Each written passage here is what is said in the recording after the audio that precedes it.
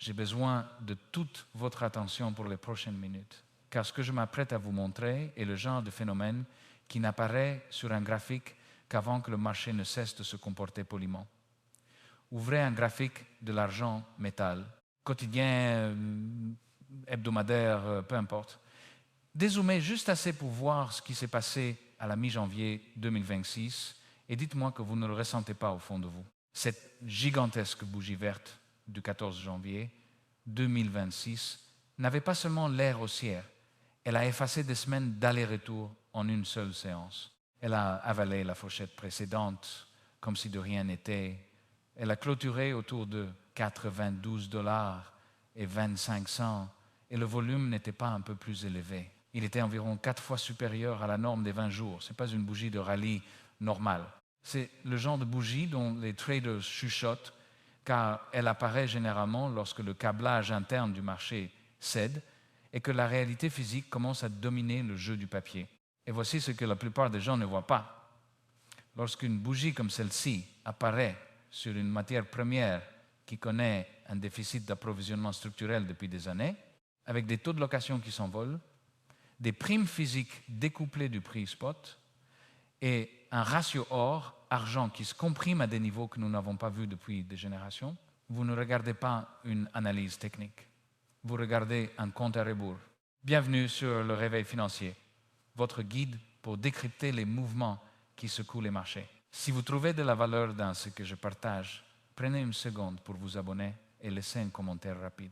Même un simple OG John AG suffit pour que l'algorithme sache que vous êtes réellement là.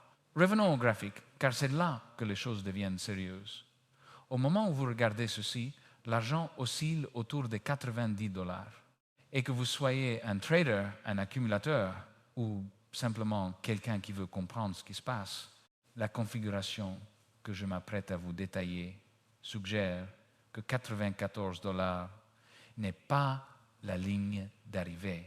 Ce n'est peu, être même pas la mi-temps. Ce pourrait être la rampe de lancement. Je sais que cela semble extrême. De 100 $ à 500 $ en 30 jours, les gens entendent cela et pensent immédiatement à de l'exagération. Mais le but de cette vidéo n'est pas de faire du battage médiatique. C'est de vous montrer pourquoi certains événements graphiques, lorsqu'ils se heurtent à certaines conditions de marché, créent des mouvements qui semblent impossibles jusqu'à ce qu'ils se produisent. Commençons donc par la bougie elle-même, car la plupart des gens n'ont jamais vu une véritable bougie divine et la confondent avec n'importe quelle grande barre verte. Une bougie divine possède 3 caractéristiques principales. Premièrement, le corps doit éclipser la norme récente, pas de 10% ou 20%, mais de plusieurs fois. Le 14 janvier, l'argent a ouvert près de 78 $ et 42 cents et a clôturé près de 92 $ et 25 cents. C'est un mouvement d'environ 13 $ et 80 cents en une seule séance. La fourchette moyenne des 20 jours précédents était plus proche de 2 $ et 64 cents. Faites le calcul et vous regardez une bougie plus de 5 fois la taille typique. Cela dépasse de loin la barre de 3 fois la moyenne. Deuxièmement, le volume doit exploser, non pas au-dessus de la moyenne. Je parle de 300% et plus par rapport à la ligne de base récente. Ce jour-là, le volume des contrats à terme déclaré était de l'ordre de 947 000 contrats, contre une moyenne récente d'environ 223 000. C'est environ 425% de la normale.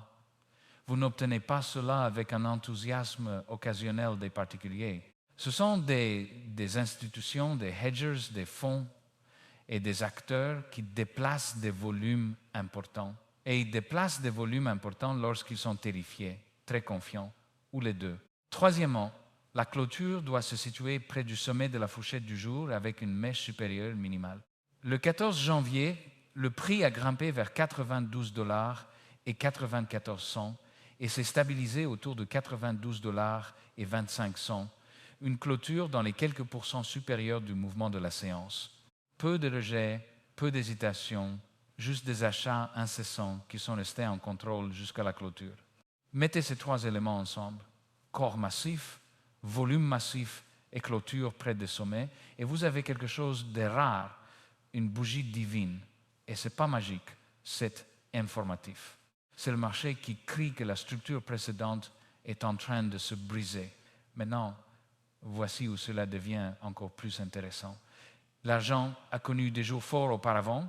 Il a imprimé de grandes barres vertes au cours de la dernière décennie, mais la plupart de ces événements se sont produits dans des conditions normales où une résistance supérieure existait, où le carnet d'ordre avait des vendeurs en attente et où le marché du papier pouvait fabriquer de l'offre en émettant plus de contrats. Cette bougie s'est imprimée dans un monde où ces conditions s'estompent. Condition 1. La résistance supérieure a pratiquement disparu. L'argent a atteint un territoire de record historique. Cela signifie que les points de référence habituels disparaissent. Il n'y a pas de niveau pluriannuel net où les vendeurs sont empilés. Le prix entre dans ce que les traders appellent le mode de découverte. Et le mode de découverte n'est pas calme, il n'est pas propre. Il ne se replie pas poliment vers des zones de support parfaites pour que tout le monde ait une seconde chance. Le mode de découverte est l'endroit où les gaps se produisent, où les poches d'air apparaissent et où le marché devance l'incrédulité.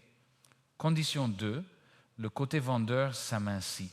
Lorsque la majorité des positions ouvertes est détenue par des entités qui ne tradent pas pour le plaisir, des utilisateurs industriels qui ont besoin de métal, des accumulateurs à long terme, des acheteurs stratégiques, ils ne se comportent pas comme des day traders.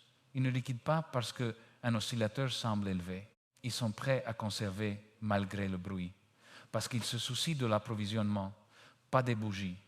C'est l'une des raisons pour lesquelles les bougies divines ont souvent de minuscules mèches. Personne n'offre réellement de gros volumes dans le mouvement. Condition 3, la capacité du marché du papier à se sortir d'affaires est contrainte par le stress de la livraison. Et c'est la partie qui met les gens mal à l'aise.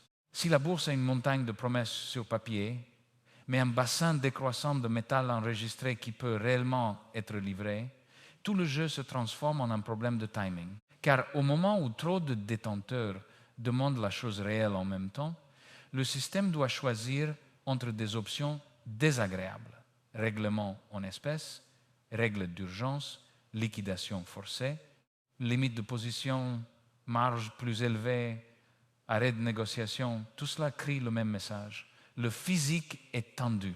Et quand le physique est tendu, la voie de moindre résistance pour le prix est à la hausse. Je ne vous dis pas cela pour vous faire paniquer. Je vous le dis parce que la bougie que nous avons vue est exactement le genre de signal qui apparaît avant que la foule ne réalise que le marché est entré dans une phase différente. Et pour le prouver, nous devons parler de la dernière fois que l'argent est entré dans un véritable sprint de découverte de prix. Revenons à 1979 à 1980. L'argent n'a pas grimpé comme un escalier. Il a évolué par phases. La phase 1 était la lente progression. Des quelques dollars à un chiffre jusqu'à des chiffres à 2 chiffres, c'était désordonné et ennuyeux. La plupart des gens l'ont ignoré. La phase 2 était l'accélération. Elle est passée des dizaines de dollars aux 20 et 30 dollars et soudain, tout le monde a commencé à y prêter attention. La phase 3 était le mouvement vertical, le genre de mouvement qui semble illégal, le genre de mouvement où le prix double si vite que les gens pensent que le graphique est cassé.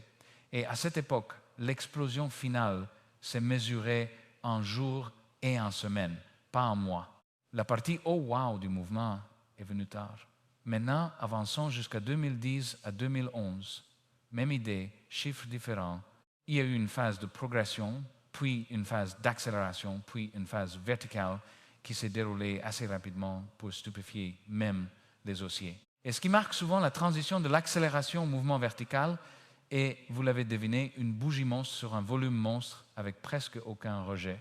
Un signal que le marché est entré dans un territoire sans point de référence. Alors, quand je regarde le 14 janvier 2026, je ne vois pas seulement une barre verte, je vois un changement de phase. Je peux déjà entendre le commentaire sceptique. Une grande bougie ne garantit rien. Le prix peut s'inverser demain. Vous avez raison. Une seule bougie en soi n'est pas une prophétie.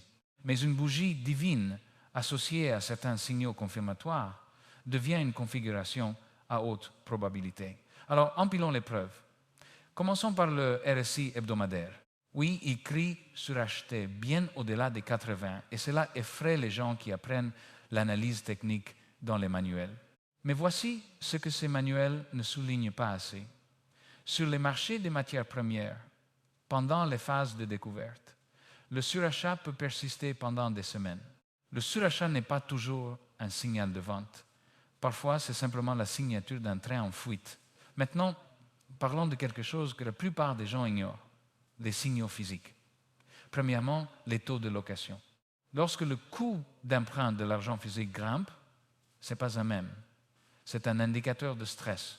C'est le marché qui dit que le métal est rare et que si vous le voulez maintenant, vous paierez le prix fort. À la mi-janvier, ces coûts d'emprunt ont augmenté considérablement par rapport au niveau de fin décembre. Ce genre de mouvement a tendance à apparaître lorsque quelqu'un a besoin de métal de toute urgence pour couvrir, livrer, régler ou respecter une obligation. Deuxièmement, les primes. Si vous avez essayé d'acheter du physique récemment, vous savez déjà que le prix spot n'est pas le vrai prix, tout compris. Les primes sur les pièces populaires et même les lingots génériques peuvent flotter bien au-dessus du spot papier lorsque la disponibilité se resserre. Cet écart est un signe avant-coureur que la cotation papier est en retard sur la réalité physique. Lorsque cet écart reste large, le marché a un choix. Soit les primes physiques s'effondrent parce que l'offre inonde soudainement le marché, soit le prix papier augmente pour combler l'écart. Troisièmement, le stress des stocks. Lorsque les stocks livrables diminuent alors que les promesses papier restent énormes, le calcul commence à sembler inconfortable. Si les créances dépassent les stocks livrables, le système dépend du fait que la plupart des participants ne demandent pas de livraison en même temps. C'est bien jusqu'à ce que cela ne le soit plus. Et les bougies divines ont tendance à apparaître juste au moment où le « jusqu'à ce que cela ne le soit plus » commence à se rapprocher. Maintenant, laissez-moi vous présenter un calendrier pratique, car 500 $ semble relever de la science-fiction à moins de comprendre comment les mouvements de découverte se déroulent réellement. Pensez à cela comme une histoire en 3 actes. Acte 1, la digestion. Après une bougie, comme celle du 14 janvier, le marché fait souvent une pause. Non pas parce que le scénario haussier est mort, mais parce qu'il doit absorber le choc. Les acheteurs qui ont poursuivi la bougie prennent un petit profit. Les vendeurs à découvert se regroupent et tentent de plafonner le prix. Le graphique H entre les niveaux, la volatilité reste élevée, mais le prix tient. Si l'argent passe des jours à se maintenir au-dessus des zones clés comme les 80-90 $, ce n'est pas une faiblesse. C'est le marché qui accepte des prix plus élevés. Et l'acceptation est un carburant. Acte 2, la cassure. Une fois que le marché sent que les baisses ne fonctionnent pas et que les vendeurs sont rares, il pousse. Une clôture au-dessus d'un chiffre rond comme 100 $ devient un point d'allumage psychologique. Les gros titres commencent. Les commentateurs qui ignoraient l'argent commencent à en parler. Les fonds de momentum se déclenchent. Les stops sont touchés. Les vendeurs à découvert couvrent leurs positions et chaque couverture de position courte est un ordre d'achat. Acte 3, le squeeze et la poche d'air. C'est là que les gens perdent la tête car le prix commence à bouger par saut. Le graphique n'offre pas de belles entrées. Il forme des gaps, monte en flèche, fait une pause, puis forme un nouveau gap.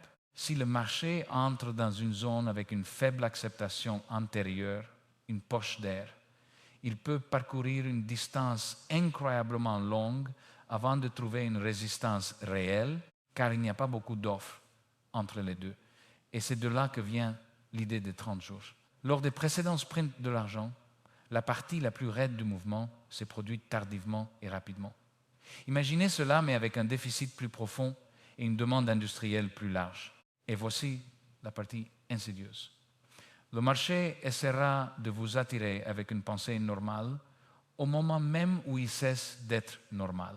Vous verrez une baisse de 3 $ et les gens déclareront que le mouvement est terminé.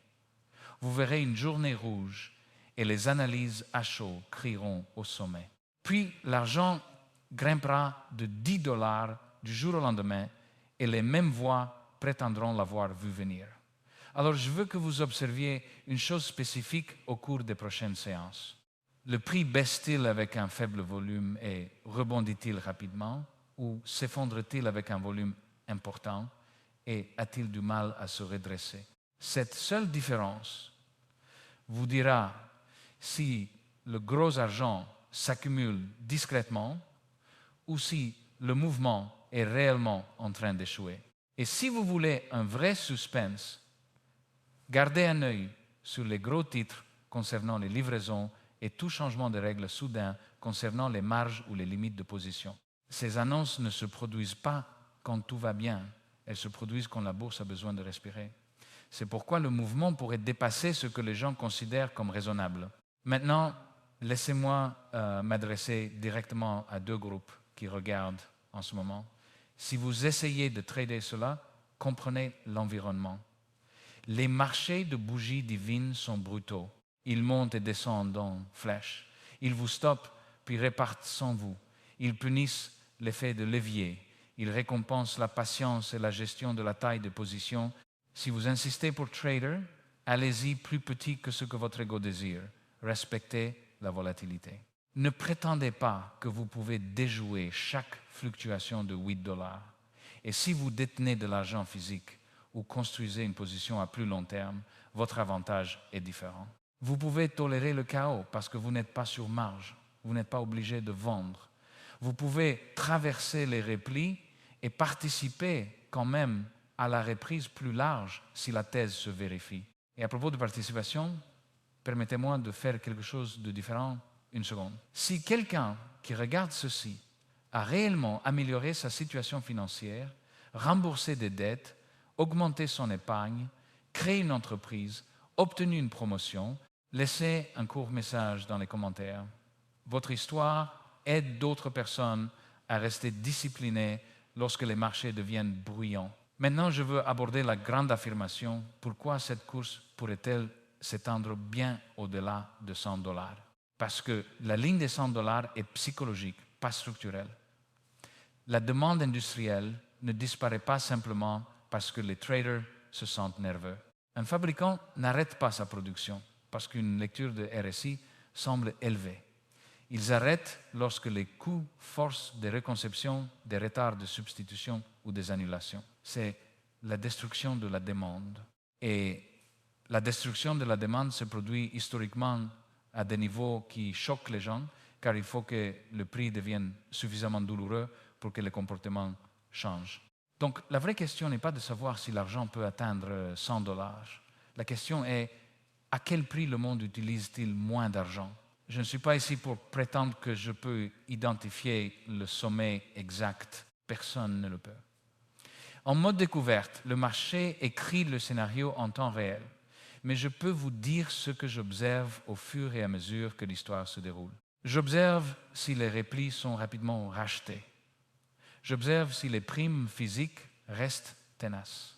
J'observe si les taux de location restent sous tension. Et j'observe si le ratio or-argent continue de se comprimer, car c'est souvent un signe que l'argent surperforme dans un cycle haussier des métaux. Voici un suspense que vous devriez garder à l'esprit. La partie la plus dangereuse d'un rallye de l'argent n'est pas la première cassure, c'est ce qui se passe après que la foule y croit enfin. C'est à ce moment-là que le mouvement devient réflexif. Les prix augmentent, ce qui attire l'attention, ce qui attire plus d'argent, ce qui pousse les prix à la hausse, ce qui force plus de couverture, ce qui crée plus de gros titres, ce qui attire plus d'acheteurs. Cette boucle de rétroaction peut pousser le prix bien au-delà de ce que les fondamentaux seuls justifieraient à court terme. Et c'est exactement pourquoi la dernière jambe de ce mouvement peut paraître insensée. Alors voici ce que je veux que vous fassiez. Premièrement, ne traversez pas cela en somnambule. Que vous soyez haussier, baissier ou neutre, soyez attentif. Deuxièmement, si vous n'êtes pas encore abonné, réglez cela dès maintenant. Abonnez-vous à le réveil financier, car les prochaines semaines pourraient être le genre de marché ou vous restez informé ou vous êtes pris par surprise. Troisièmement, répondez-moi dans les commentaires à l'une de ces questions, car je veux savoir où vous en êtes. Pensez-vous que la bougie divine du 14 janvier était le début de la phase verticale ou pensez-vous que c'était le sommet? Et si l'argent atteint 100 $, que pensez-vous qu'il se passera ensuite? Un repli propre ou un squeeze incontrôlable? Et une fois de plus, parce que cela compte, si vous avez votre propre histoire de succès, partagez-la ci-dessous.